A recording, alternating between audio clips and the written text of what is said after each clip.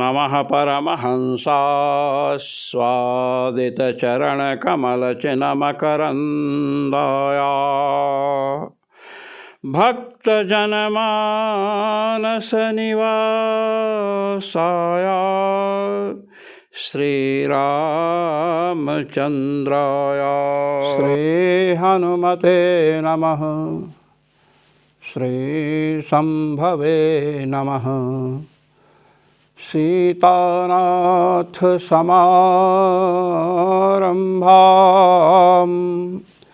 रामानन्दार्यमध्यमाम् अस्मदाचार्यपर्यन्तां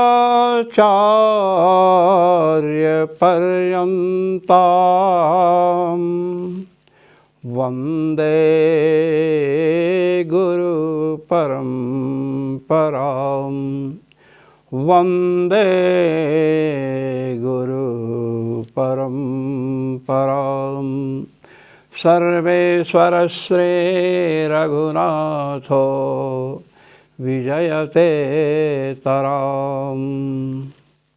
तत्र मंत्रोच्चारणम जपः, मंत्र के उच्चारण को जप कहते हैं। नामोच्चारणम तु कीर्तनम, नाम के उच्चारण को कीर्तन कहते हैं। अब शंका की, क्व जपो वासुदेवेति मुक्ति बीजमनुत्तमम, के वासुदेव नाम का उल्लेख करके कहा क्व जपो वासुदेव इति, वासुदेव इस प्रकार का जप कहाँ, ये तो मुक्ति का बीज है, इससे भौतिक फल चाहना मूर्खता है। तो कहे वासुदेव भगवान नाम है, उसके कीर्तन को जप शब्द से कहा गया। आप कह रहे हो मंत्रोच्चारणम जप, मंत्र के उच्चारण को जप कहते हैं।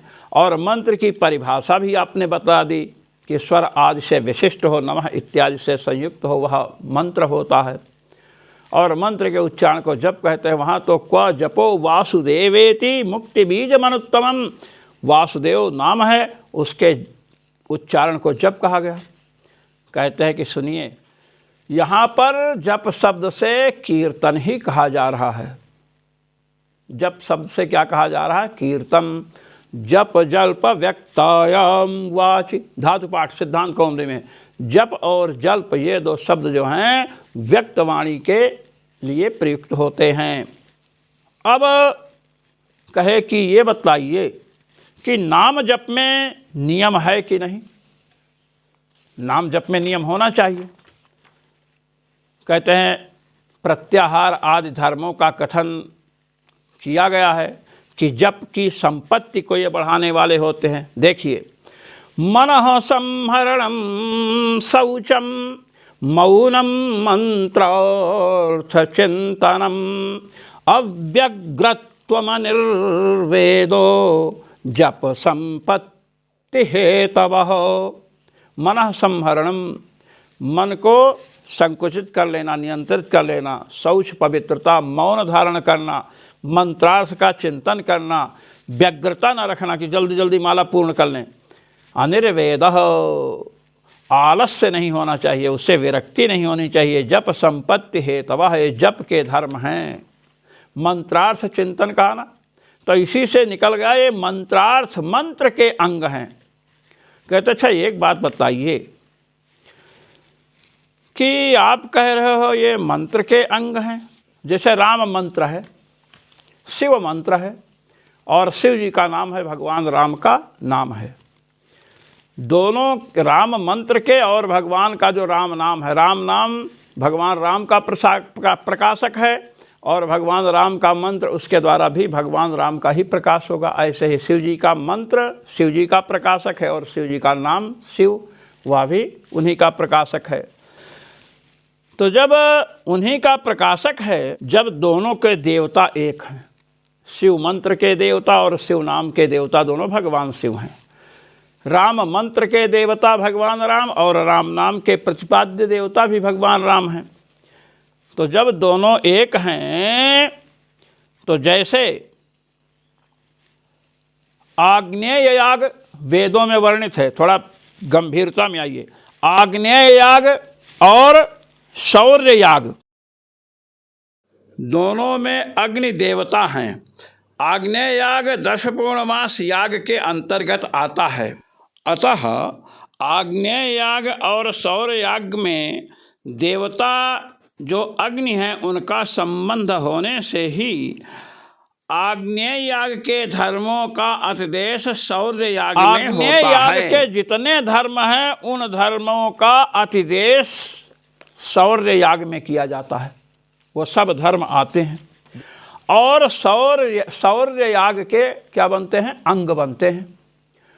आग्नेय याग में जो धर्म हैं उल्लिखित, वे सभी धर्म सौर याग में आते हैं। क्यों? क्योंकि अग्नि देवता का संबंध सौर याग से है। आग्नेय याग के धर्मों का अतिदेश सौर याग में किया गया और सौर याग में वे अंग बनते हैं। इसी प्रकार प्रकृत स्थल में मंत्र जप और नाम संकीर्तन, राम मंत्र जप रहे हैं तो राम मंत्र के देवता कौन? भगवान राम। और राम नाम जप कर रहे हैं तो राम नाम के देवता भगवान राम। तो राम मंत्र के देवता का ही संबंध राम नाम से हुआ। इसलिए राम मंत्र के जप के नियमों को नाम जप में आना चाहिए। तो श्री राम या भगवान शिव या भगवान नारायण देवता एक होंगे। नारायण मंत्र का जप, नारायण नाम का संकीर्तन, तो देवता एक होने से ही राम मंत्र के देवता और राम नाम के देवता एक हैं। तो राम मंत्र के जप में जिन जिन अंगों का उल्लेख हुआ है, अंगन्यास, करन्यास, ऋष्यादिन्यास, ये सब अंग राम नाम के जप में आना चाहिए। ऐसे शिव नाम के विषय में समझ लीजिए, तब ये सब अंग बन जाएंगे भगवान नाम के। तब कहते हैं कि नहीं, ऐसा नहीं है। क्यों नहीं है? कहते देखिए, अंग अतिदिष्ट होते हैं किंतु जिनका बाध होता है वे अंग नहीं लिए जाते हैं। ये मीमांसा का विषय है। भगवान के नाम में कुछ नियम अलग से बतलाए गए हैं। क्या? श्री विष्णु धर्म पुराण में है, चक्रांकितस्य नामानि सदा सर्वत्र कीर्तयेत् न शौचं कीर्तने तस्य सह पवित्र करो यतः। चक्र है चिन्ह जिनका, ऐसे जो भगवान हैं श्री राम, कृष्ण, नारायण प्रभृति भगवान शिव, इनके नाम का सदा सर्वत्र कीर्तयेत, सदा सर्वत्र कीर्तन करना चाहिए। सदा से क्या बतलाया गया? सभी कालों में, चाहे पवित्रावस्था हो चाहे अपवित्रावस्था हो, सर्वत्र सभी स्थलों में बतलाया गया। तो सभी स्थल चाहे देवालय हो चाहे शौचालय हो। ना शौचम कीर्तने तस्य, कहते हैं इनके कीर्तन करने में अपवित्रता बाधा नहीं पहुंचा सकती है। कहे क्यों? कहे सह पवित्र करो यतः, क्योंकि भगवान स्वयं पवित्र करते हैं। तो अब पवित्रता, स्नान करके मंत्र जप करें, स्नान आदि जो मंत्र जप के अंग हैं उनको लाओगे तो इससे विरोध होगा कि नहीं? जैसे जो आपने शंका की कि मंत्र जप के अंग नाम जप में भी आए, नाम जप में भी उनका अनुष्ठान किया जाए क्योंकि दोनों का देवता एक है। कहते हैं कि ऐसा नहीं है। अतिदिष्ट जो पदार्थ होते हैं उनका बाध होता है। एक देवता होने से आग्नेय याग और सौर याग के देवता एक है, इसलिए आग्नेय याग के अंग यहाँ आए और उनका अनुष्ठान हुआ। इस न्याय के अनुसार आप कह रहे हो कि नाम जप, नाम मंत्र जप के जो अंग हैं वे नाम जप में आवे, नाम जप के अंग बने। कहते हैं कि नहीं, जो अतिदिष्ट धर्म होते हैं उनका बाध भी होता है। ये मीमांसा का विषय है। ध्यान देंगे तो सब समझ लेंगे, क्योंकि समझने के लिए ये सब बातें बतलाई गई हैं। देखिए, अतिदिष्ट पदार्थानां बाधोपि भवति। जो अतिदिष्ट पदार्थ हैं, कहीं से आते हैं जैसे आग्नेय याग से सौर याग में जो पदार्थ आएंगे, अंग बनेंगे, ऐसे अंगों का बाध भी होता है। बाध माने निवृत्ति, बाधो नाम निवृत्ति, निवृत्त हो जाते हैं, नहीं लिए जाते हैं, अंग नहीं बनते हैं। इसलिए मंत्र जप, राम मंत्र के जप के जो नियम हैं, जो राम मंत्र जप के अंग हैं, स्नान आदि, पवित्रता आदि, वो देवता एक होने से आएंगे, किंतु उनका बाध हो जाएगा, निवृत्ति हो जाएगी। क्योंकि ना शौचम कीर्तने तस्य, भगवान के नाम में अपवित्रता बाधा नहीं पहुंचाती है। सदा सर्वत्र कीर्तयेत, अब सदा तो सदा आप पवित्र ही रहें, सदा तो शौचालय, देवालय, मार्ग सब कुछ आया, उसमें आप पवित्र ही हों ऐसी बात नहीं है। सर्वत्र में देवालय भी आया, शौचालय भी आया, उसमें भी आप एक जगह पवित्र रह सकते हैं, दूसरी जगह अपवित्र रहेंगे। इसलिए पवित्रता रूपी अंग का बाध हो गया, निवृत्ति हो गई। अब प्रकृति से जो अतिदिष्ट पदार्थ होते हैं, उनका किसी भी कारण से, प्रकृति से, जैसे आग्नेय याग से सौर याग में अंग आए, तो प्रकृति से जो अंग आते हैं विकृति में, कहते हैं उनका किसी कारण से जो विकृति में अनुष्ठान नहीं होता है।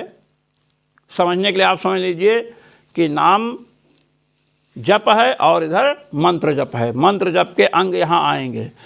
अब वे अंग आएंगे देवता एक होने से, तो अब यहाँ पर उनका अनुष्ठान किसी कारण से नहीं होगा। उन अंगों का अनुष्ठान यही क्या है, बाध है। ये 3 प्रकार का होता है, अर्थलोपात, प्रत्याम्नानात्, प्रतिषेधात्। अब देखिए अर्थ का लोप हो गया।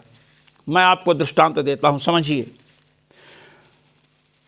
मैत्रावार्हपत्य इष्टि है, मैत्रावार्हपत्य इष्टि के लिए वाक्य आया स्वयं दिनम बर्हिर्भवति। यहाँ पर जिन कुशों का ग्रहण होगा मैत्रावार्हपत्य इष्टि में, वे स्वयं गिरे हुए हों, स्वयं टूट कर गिर गए हों, स्वयं खुदे हुए, स्वयं पड़े हों, वहाँ जा कर के काट करके छेदन करके नहीं लाना है, ऐसे कुशों का उपयोग होता है। अब छेदन रूप जो अर्थ है कि कुशों का छेदन करो, ये प्रकृति से जब आएगा तो उसका बाद हो जाएगा, क्योंकि यहाँ बिना छेदन किए हुए का विधान है। तो यहाँ पर क्या हो गया, अर्थ लोप हो गया। अब दूसरा है प्रत्याम्नानात्। प्रत्याम्नान, प्रत्याम्नान माने कथन, जैसे विकृति विशेष है एक, वहाँ पर आया नैवारश्चरुर्भवति। चरु बनाना है तो नीवार का बनाना है। अब व्रीहि से चरु बनता है, व्रीहि से, अब व्रीहि का बाध हो जाएगा। इस विकृति में व्रीहि जब अंग आएगा प्रकृति से, तो इस विकृति में उसका बाध हो जाएगा, क्योंकि यहाँ निवार का विधान है। तो विशेष विधान होने से भी अंगों का बाध होता है। और लीजिए सर्मयं बर्हिर्भवति, वेदी परिस्तरण करना है, तो वेदी परिस्तरण कार्य में सर यहाँ विहित है, सर्मयं बर्हिर्भवति, सर विहित है, सर एक तृण विशेष होता है। अब जो कुश प्रकृति से प्राप्त है उसका बाध हो गया, क्योंकि यहाँ अंगों का कथन है, उसके जगह जो अंग आएंगे उनका बाध हो जाएगा। तो निवार शब्द का कथन विकृत विशेष में है और सर का कथन है, इसलिए व्रीहि का और कुश का बाध हुआ। अब तृतीय ले लीजिए प्रतिषेध, जहां अंगों का प्रतिषेध हो। लीजिए चातुर्मास्य के अंतर्गत महापितृ यज्ञ है। चातुर्मास्य के अंतर्गत क्या है, महापितृ यज्ञ है। उसमें आया, उसमें एक वाक्य आया नौरसेयम वृणीते न होतारम, ये निषेध कर दिया गया। अब आर से हो त्रिवर्ण भिन्न सभी अंग का अनुष्ठान होगा, होता का वर्ण इसमें नहीं होगा, क्योंकि निषेध हो गया। तो कहीं से भी अंग आते हैं, अतिदिष्ट होते हैं। मीमांसकों की भाषा में प्रकृति से विकृति में अंगों का अतिदेश होता है। तो प्रकृति से जो अंग आए उन सबका अनुष्ठान हो विकृति में, ऐसा नियम नहीं है। जिन अंगों का अर्थलोप, प्रत्याम्नान, कथन, अब उसका लोप है वहाँ, ये आपको मैंने दृष्टांत दिया है। स्वयं दिनम बर्हिर्भवति, स्वयं कटे, स्वयं छिन्न गिरे हुए बरही को लावे, कुश को लावे। तो अब स्वयं लाएगा तो वहाँ काटने का तो निषेध हो गया। स्वयं गिरा हुआ हो, स्वयं छिन्न भिन्न हो, ऐसे कुश को लावे तो अर्थ का लोप हो गया। प्रत्याम्नात, प्रत्याम्नान माने कथन हो वहाँ, जैसे नैवारस चरु भवति, सरमयम बर्हिर्भवति, नीवार का चरु बनावे, अब व्रीहि का नहीं बनाना है, कथन होने से व्रीहि का बाद हो गया। सरमयम, सरमयम बर्हिर्भवति, सर तृण विशेष का उल्लेख किया, अब यहाँ कुश का बाध हो गया कथन होने से। और प्रतिषेध कर दिया, जैसे महापितृयज्ञ में नारसेयम वृणीते न होतारम, तो यहाँ पर होता के वर्ण का निषेध कर दिया गया। तो 3 प्रकार से अंगों का अनुष्ठान होता है जो अतिदिष्ट होते हैं। प्रश्न था कि मंत्र जप, राम मंत्र और राम नाम के देवता एक हैं, शिव मंत्र शिव नाम के देवता एक हैं, नारायण मंत्र नारायण नाम के देवता एक हैं। तो मंत्र जप का अंग देवता के एक होने से इसमें क्यों ना हो जाए। आग्नेय याग और सौर याग का मैं दृष्टांत दे चुका हूँ। तो कहते हैं कि ये ठीक है, अंग तो वहाँ से आएंगे, किंतु यहाँ पर कह दिया चक्रांकितस्य नामानि सदा सर्वत्र कीर्तयेत्, न शौचं कीर्तने तस्य सह पवित्र करो यतः। भगवान के नाम का सदा सर्वत्र कीर्तन करे, तो स्नान नहीं किया है तो भी कीर्तन करेगा। चित्रकूट में एक महात्मा थे, 3 बजे रात को उठ करके स्नान करने मंदाकिनी जी जाते थे। अब सिद्धों को परेशानी होने लगी, अयोध्या से गए थे। एक दिन थोड़ा विलंब हुआ तो सिद्ध लोग लौट रहे थे, इन्होंने प्रणाम किया तो सिद्ध महापुरुषों ने कहा, देखो तुम इतने शीघ्र आ जाते हो स्नान करने, तुम मत आया करो, सिद्धों की वेला है। तो उन्होंने कहा, महाराज क्या करें? कहे, नाम जप करो बिना स्नान किए।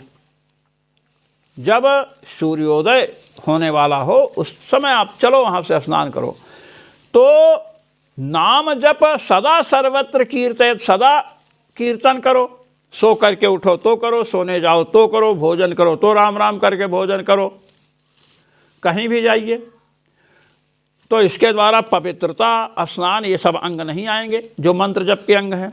इसलिए नाम संकीर्तन कहीं भी किसी भी अवस्था में करें, उसमें नमः इत्यादि लगाने की आवश्यकता नहीं। अपने तरफ से ऋषि मत बन जाइए, और जहाँ पर नमः इत्यादि की चर्चा है वहाँ से नमः को हटाइए मत। गुरु के द्वारा जो भी मंत्र प्राप्त हुआ है उसमें अपनी ओर से कुछ मिलाइए मत। कुछ लोग ओम मिला देते हैं मंत्र का प्रभाव बढ़ाने के लिए। जहाँ ओम मिलाए या जहाँ कोई दूसरा अक्षर मिलाए तो गुरु परंपरा से प्राप्त जो ऊर्जा है वह आध्यात्मिक ऊर्जा रुक जाएगी, बस अपने ऋषि बने घूमो। इसलिए मंत्र और नाम जप में भेद है। मंत्र जप में नियम है, नाम जप में नियम नहीं है। संकीर्तये जगन्नाथम, भगवान का संकीर्तन करे। इस प्रकार आपके समक्ष भगवान नाम के जप में और मंत्र जप के नियमों में भेद बताया गया। नाम जप में कोई नियम नहीं, मंत्र जप में नियम है। अब इसके विषय में हम और प्रकाश डालेंगे कि नाम जप में भी यदि नियम का पालन किया जाए तो क्या लाभ होगा। पाप प्रणाश के लिए यदि पाप विध्वस्त करना है तो नाम जप को किसी नियम की, आवृत्ति की, श्रद्धा की, भक्ति की आवश्यकता नहीं है। इसके बिना ही नाम जप करेंगे तो पापों का विनाश होगा। जय श्री राम।